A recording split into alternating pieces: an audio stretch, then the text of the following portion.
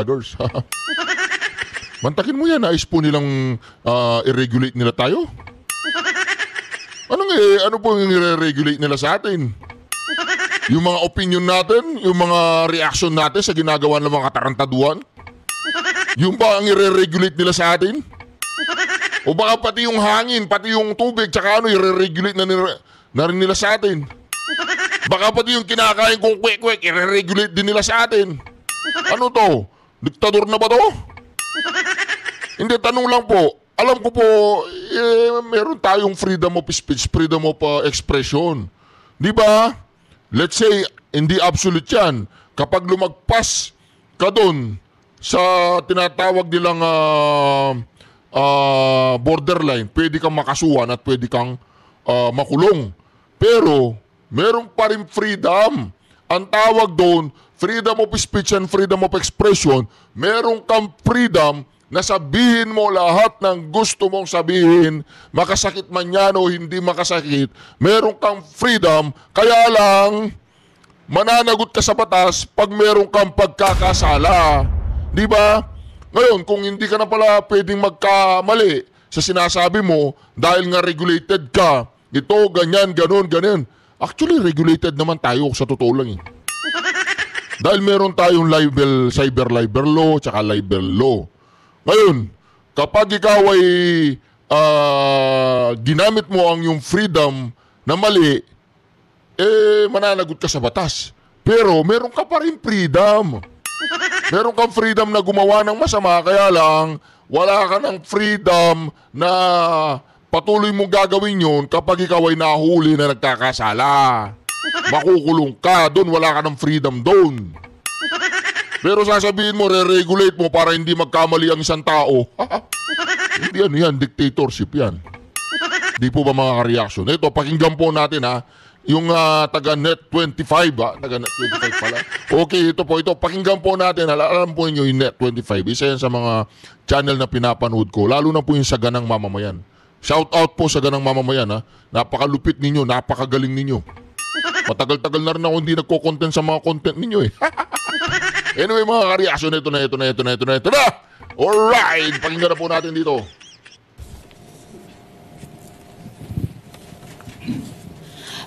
Yusek, kanina po nabanggit ni Acting Secretary J. Ruiz na I'm here po. Ang layo na tingin ko.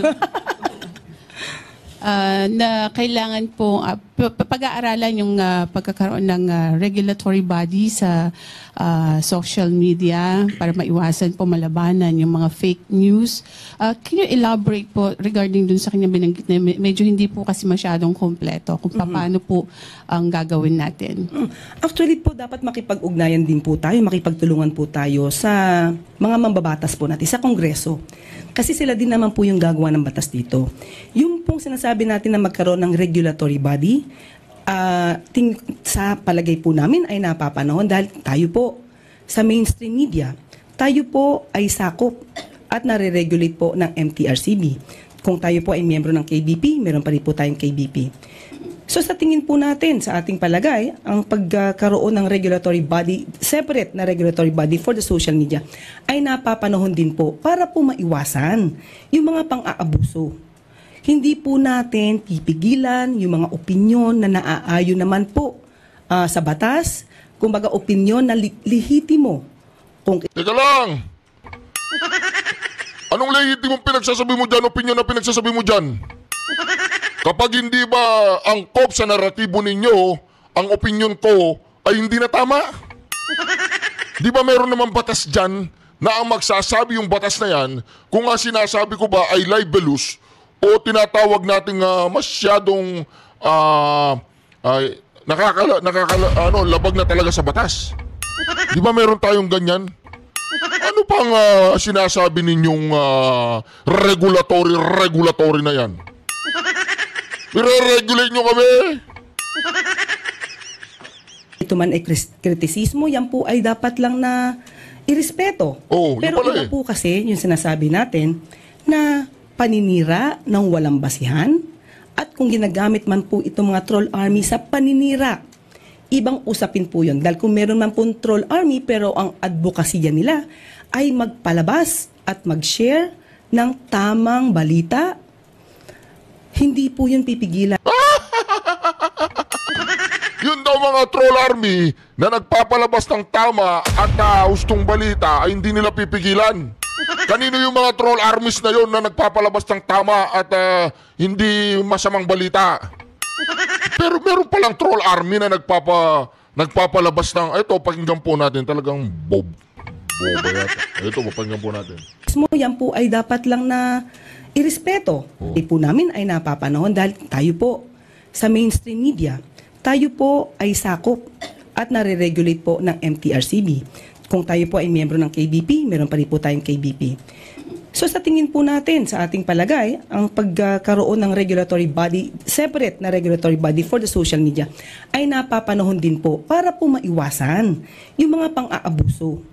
Hindi po natin pipigilan yung mga opinyon na naaayon naman po sa batas, kumbaga opinyon na lehitimo.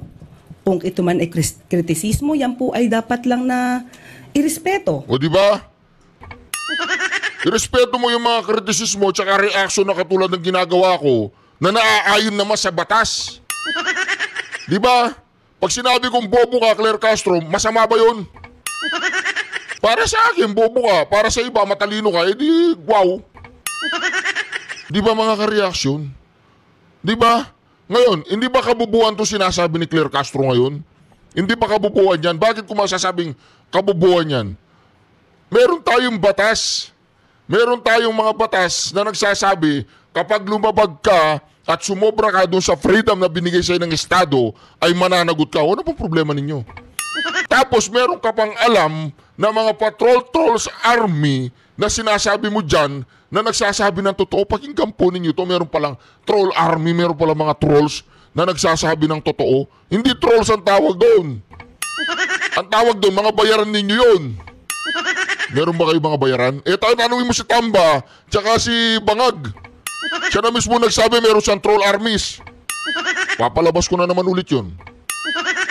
Pero iba po kasi yung sinasabi natin na paninira ng walang basihan. What? At kung ginagamit man po itong mga troll army sa paninira, ibang usapin po yun. Dahil kung meron man po troll army pero ang advokasya nila ay magpalabas at mag-share ng tamang balita, hindi po yun pipigilan. Ang pipigilan lang po natin ay maabuso. Dahil po, kapag po naabuso ito, mayroon po itong effect sa taong maaaring siraan, maaari ang mga organisasyon, ahensya na maaaring siraan na walang basihan. Malaki pong impact ito, lalo na kung paniniwalaan ng mga tao. So mas maganda po talaga na magkaroon. Yun lang po ang aming suggestion. Matuloy po sana at magkaroon talaga ng regulatory body. Para din po malaman natin ang bawat isa, kung content creator ito, vlogger, blogger, malaman din po natin yung identity at hindi sila nagtatago sa mga dummy accounts. Ganun po. Di ba? Ibig sabihin, siya mismo, kapag troll at hindi nagpapahayag ng laban sa kanila, mga magagandang balita yon. Hindi dapat supili ng mga trolls na ganon. Kailangan yung trolls, ang sinisiraan lang nila yung mga Duterte. Ganon, Claire, tanong lang. Kailangan ba ang mga trolls ang sinisiraan lang yung mga kalaban ninyo? At sila ay tamang trolls? Tanong lang yan, Claire, ha? Kailangan ba ang mga trolls ang binabanatan lang ninyo yung kalaban ng Malacanang? Pag ang mga tao ay napumuna na sa inyo at kay Bobong Marcos, ibig sabihin ba mga trolls na yun? Papalabas ko na naman ito. Patawarin nyo na po ako at papalabas ko na naman ito. Nasaan ba yun? Nasaan? Tingnan nyo, tinanggal sa ano. Yung sinabi ni Bobong Marcos, sino pong nakakalam nung sinabi ni Bobong Marcos? Nag-hire siya ng hindi isa, hindi 10, hindi 100, kundi libu-libu raw troll army ang ina-hire nila. Ha? Libu-libong troll army ang hinair nila. Di ba mga kareaksyon? Mantakin ninyo yan. I-regulate ninyo yung mga vloggers na katulad namin dahil hindi nagsuswak yung aming naratibo sa mga bulok na naratibo ninyo at mga bulok na paglilingkod ninyo sa ating bayan. Mantakin mo yan, Claire. Bakit hindi ka magsalita patungkol dun sa bumagsak na tulay? Kaisa-isa na nga lang na napagawa ni Bobong Marcos, bumagsak pa. Mantakin mo yan, Claire. O ito, tuloy natin. Sa tingin niyo po yung ginagawang hearing ngayon ng Quadcom ba yun or Tri-Committee sa Kamara, tamang-tama para maipurso po itong pagkakaroon ng regulatory body kung sabi niyo nga kailangan dumaan sa paggawa ng batas? Opo, napapanahon po ito dahil hindi na po biro yung mga ginagawa po ng mga troll armies. Sabi nga po natin, kapag ka po kasi binabayaran lang ang mga tao para magsalita ng paninira ng walang basihan, hindi po yung freedom of... Kailangan ma-pinpoint yun, Claire, ha? Vlogger Claire. Kailangan ma-pinpoint nyo yun at mapatunayan nyo na ang mga vlogger na yan ay mga bayaran. Di ba? Kailangan ma-pinpoint nyo yan na ang mga katulad kong vlogger ay nang may nagbayad sa aking mga politiko o mga personalidad o isang korporasyon para lamang maging kritiko ninyo. Kailangan mapatunayan nyo yan. At kapag hindi nyo napatunayan yan, yan na sinasabi na natin magkakaroon ng class lawsuit. Yan ay siguro milyon or bilyong halaga ng pera ang magbabayad kayo sa taong bayan. Kapag hindi nyo napatunayan at sila ay pinagbintangan ninyo na sila ay mga trolls at sila ay mga funded na mga pogo, mga narco at mga Chinese funded vloggers, kapag hindi nyo napatunayan yan at inistorbo nyo kami, inistorbo ninyo yung mga kasama namin mga vloggers at patuloy ninyo silang inaharas, ay talagang magkahalo na ang balat sa tinalupan. Dahil naman hindi kami mga bobo, Claire. Ikaw ba, Claire, ay bobo? Di ba? Kung bobo ka, ay bagay ka dyan. Di ba mga kareaksyon? Yun. Oh. expression. Kasi binubulungan lang sila ng taong nagpapasweldo o nagbabayad sa kanila. So kakaiba po yun sa tinatawag nating freedom of expression. Ma'am, ano lang po, since medyo baka matagalan pa po kung magkaroon ng batas, hintayin natin. Ano po yung mga immediate na mga plano ng PCO para malabanan ito? Meron na po ba tayong mga ebidensya, mga documented na magpapatutuong itong mga vloggers na ito, itong particular na lumalabas sa document, talaga pong mga troll armies ito, mga fake news lamang yung kanilang ginagawa at sinasabi. Yun! Ano yun? Valid question yun. Ganito talaga magtanong ang mga nasa Net 25. Sa totoo lang po ganyan talaga magtanong ang dapat lahat ng mga mainstream media, ganyan dapat ang magtanong. Net 25 yan eh. Ibang klase ang Net 25, sinasabi ko na po sa inyo mga kareaksyon. Ibang uring network ang Net 25. Wala po akong connection sa Net 25. Hindi ko po sila kilala. Hindi ko kilala yung sino yung mga nasa ganang mamamayan na yan. Hindi ko pa namit yung ni sino sa mga Net 25. Hindi ko pa namit ang idol kong si Senator Congressman Rodante Marcoleta. Di ba nasa Net 25 yan sa ganang mamamayan nagsasalita yan? Ngayon, wala pa akong namit sa kanila. Pero isa lang network sa buong Pilipinas para sa akin bukod sa SMNI. Siyempre, nandyan yung mga banateros di ba? Idol natin yung mga banateros di ba? O di ba, how I wish na mamit ko lahat ng mga banateros at magbanatan kami ng mga opinion. Di ba mga kareaksyon? Pero dito mga kareaksyon, sasabihin natin dito, kaklaruin ko lang, bakit sinasabi ko na dapat Net 25 lang ang panonood ninyo? Bakit? Ganyan magtanong ang mga taga Net 25. Ganyan magtanong ang tamang mga media na sisiguraduhin nila, tatanungin kanila, meron na po ba kayong ebidensya na itong mga pinagtatawag ninyo na mga vloggers ay mga narco, pogo at mga bayarang trolls? Meron na po ba kayong ebidensya? Yan ang tamang tanong. Napakagaling ng Ali na to. Di ba? Idol ko to. Napakagaling yung panggan natin. Napakagaling niya. Ang galing-galing mo, ma'am. Di ba? Isa lang ang masasabi ko sa iyo, magaling ka. Ebidensya, mga documented na magpapatutuong itong mga vloggers na ito, itong particular na lumalabas sa document, talaga pong mga troll armies ito, mga fake news lamang yung kanilang ginagawa at sinasabi. Actually, syempre po, bago po tayo magbintang, alam naman natin, we have to presume them innocent until proven guilty. So, ang bawat isa po, kumbaga, i-verify muna po yan bago sa atin sabihin, ay, parte ka ng troll army. Kasi wala pa po tayong batas patungkol sa sinasabing troll army. Ito lang ay O di ba? Di ba? Di ba mga ka-reaction? Until proven guilty. Pero tinrato nila yung mga vloggers doon sa TRICOM na yan, yung threesome ni, anong pangalan yan? Si Dan Fernandez. Mga ka-reaction, ha? Mga ka-reaction. Yung TRICOM na pinamumunuan ni Dan Fernandez, ha? Tsaka ni Barbers, na sila ang pasimuno sa mga narco, papogo, Chinese-funded vloggers na yan. Ano ang pupubuan ninyo kung anong ginawa nila? Pina-show cause order nila. Pinail na nila ng subpina. Ang susunod nun contempt na yun. Di ba mga karyas, una inimbitahan sila, hindi sila dumating. O show cause order, hindi sila dumating. O subpina, hindi pa sila dumating. O contempt, o kulong. Bakit nila ginaganyan yung mga tao na yun? Kung magpapatuloy lang sila sa kanila na babalangkas ng isang batas na magre-regulate sa mga vloggers. Bakit sila? Bakit sila ang pinagtatawag? Eh yung mga ibang mga vloggers yan na tinitira ang mga Duterte at mga PDP laban, na tinitira, katulad ni Claire Castro na critical sa mga Duterte at sa mga mga PDP laban, mga miyembro ng kabilang partido. Bakit sila, hindi sila, pinatawag yan, syempre, alam mo naman. Diba? Pero, bakit mostly ay mga pinagdiskitan nila mga Duterte vloggers? Diba? Pasalamat nga kayo dyan eh. TRICOM, hindi pumunta dyan yung mga vloggers eh. Hindi, pasalamat kayo, dinaan nila sa legal. Alam ninyo, mga TRICOM, kung pumunta dyan ng mga pinatawag ng vloggers, eh baka hindi kayo makasagot sa kanila eh. Sabay contempt pati kulong dahil nga hindi kayo makasagot. Di ba mga ka-reaction? Pangit yan, hindi maganda yan. Biglang...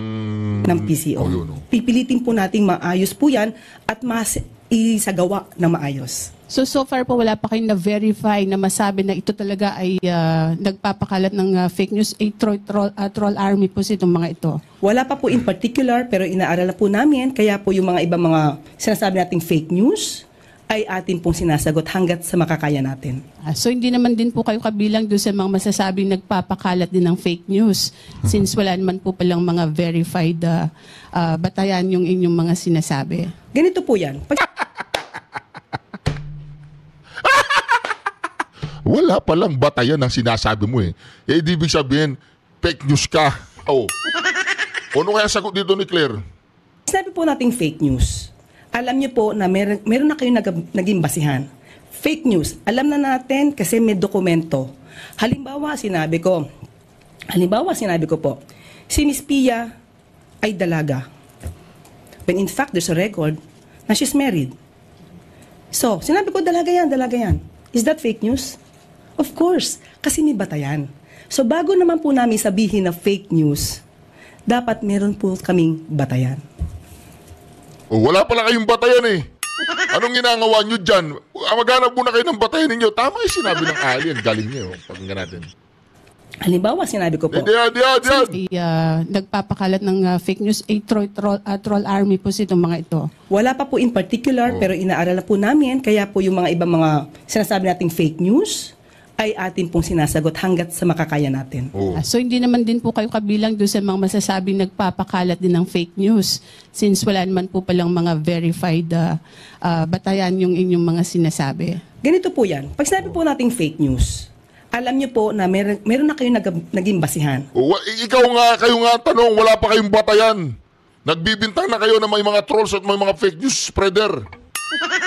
Pinagtatawag nyo na yung mga vloggers, wala naman pala kayong batayan. Eh, sinong fake news ngayon? Eh, di kayo. Sinong fake news ngayon? Eh, di kayo. Sinong fake news ngayon? Eh, di kayo. Di ba mga ka-reaction? Mantakin nyo yan.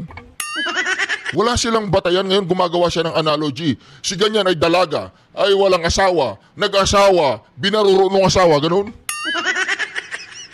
Fake news. Alam na natin kasi Pinakabobo talaga to, eh, no?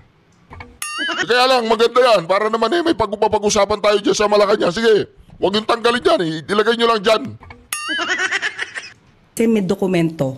Halimbawa, sinabi ko po, si Miss Pia ay dalaga. When in fact, there's a record na she's married. So, sinabi ko, dalaga yan. Is that fake news? Of course, kasi may batayan.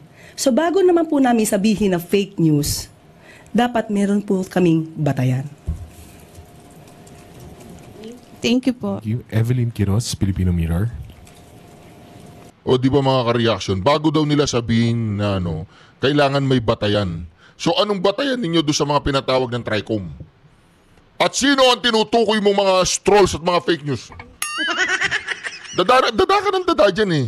Fake news ka ng fake news dyan eh. Di ba?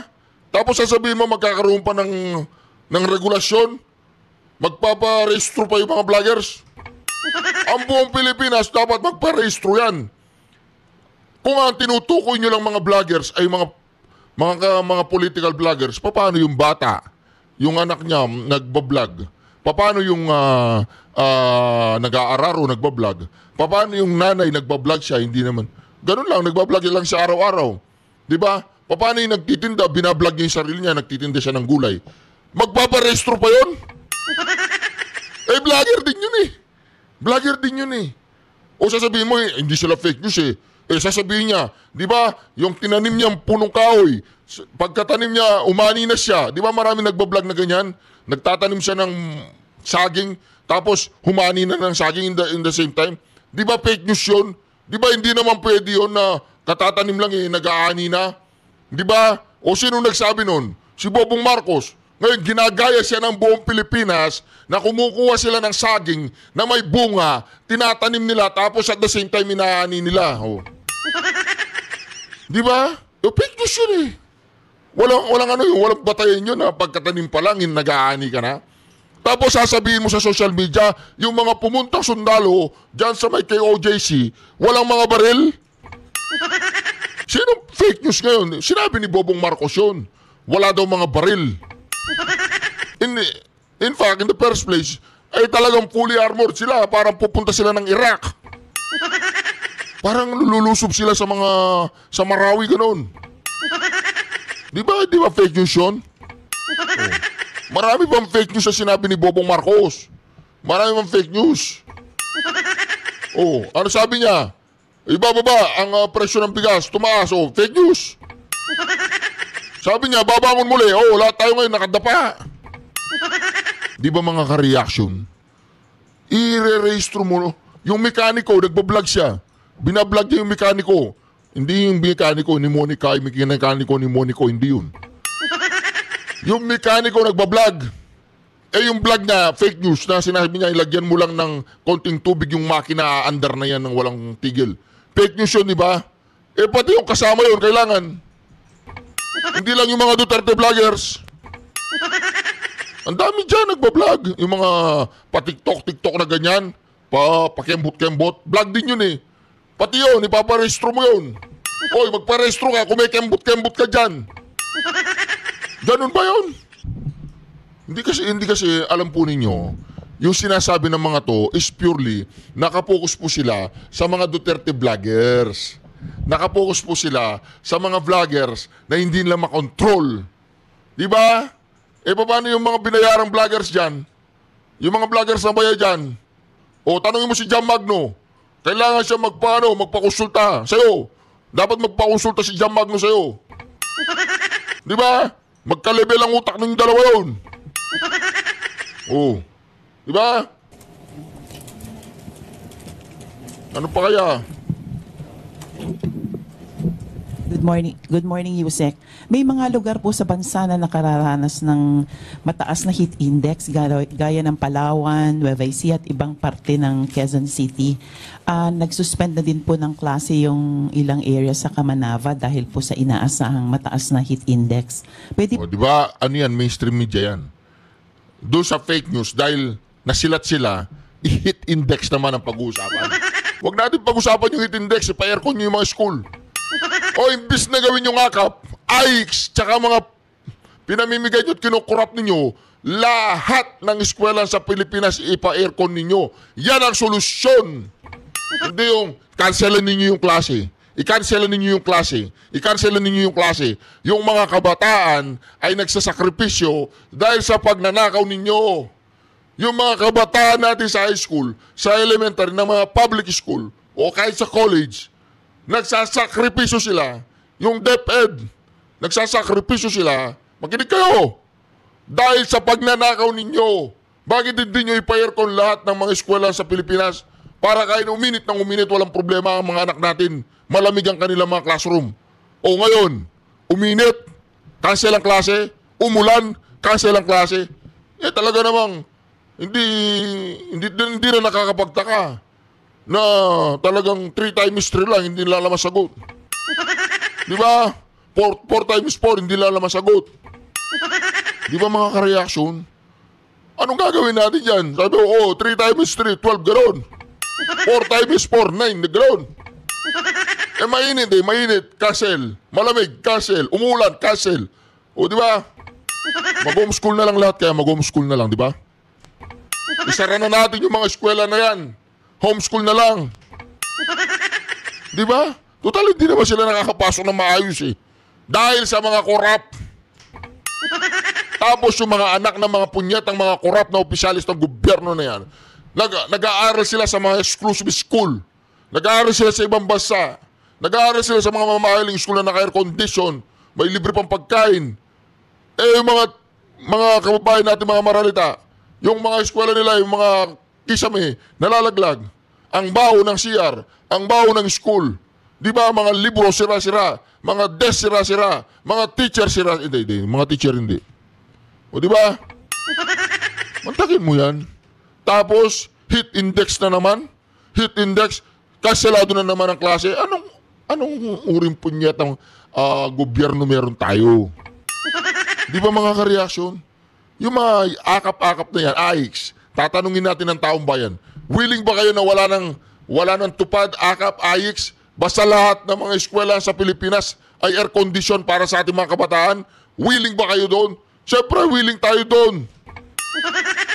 Hindi. Ang ginagawa nila para manatili sila sa kapangyarihan, pinapakita nila na binibigyan ng pera ang mga mamamayan na galing naman sa kaban ng bayan ng mga animal. Para magpapasalamat sila. Maraming salamat, Speaker. Umuulan, bumabagyo. Di ba? Gano'n, sinabi ni Luis Tro na tinago yung asawa na merong kasong pangangalabit. Di ba mga ka-reaction? Mali yan. Tapos, ngayon mainit. Heat index na naman. Di ba? Kawawa ang ating mga kabataan. O ngayon, mas gusto pa yata nila mamundok ang mga kabataan natin kaysa mag-aral na maayos, ano?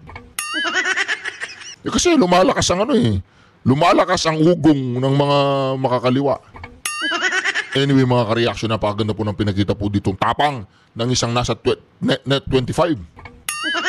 Isang reporter ng Net 25 ay namayagpag sa kalagitnaan ng press con. Palagay ko hindi natatanungin yun. Diba, sinashoutout ko po yung saganang mamamayan. Idol po namin kayo dito sa Reaction TV page. At yung Net 25, the best. Sabi yung SMNI, the best. Mga Banateros, the best. PH Update, the best. The best po lahat yan, mga reaction. Lahat po ng mga binanggit ko na yan. Si Marlica, the best. Sino pa? Si Attorney Trixie, the best. Lahat ng mga Duterte vloggers, mga the best yan. Si Banat Bay, Coach Soli, Boss Dada, lahat yan. Mga the best yan. Lahat ng mga vloggers na pro Duterte at mga lumalaban sa masamang ng gobyernong ito. Mga the best vlogger po yan. Hindi po mga bayaran yan. Hindi po mga trolls yan. Ako, masasabi ko yun. Dahil katulad ko sila, ako sasabihin ko po pag meron nagtangkang mambayad sa akin, meron nga dyan nagpapakulay, meron siyang pinapa-shoutout ng politician. Nagalit ako Sabi ko, hindi ko naman kilala yung politician ba't pinapa-shoutout mo sa akin? Ikaw na lang siya shoutout ko na yung politician. O di ba, shoutout po sa lahat ng ating mga nagpakulay. Ito po sila mga ka-reaction.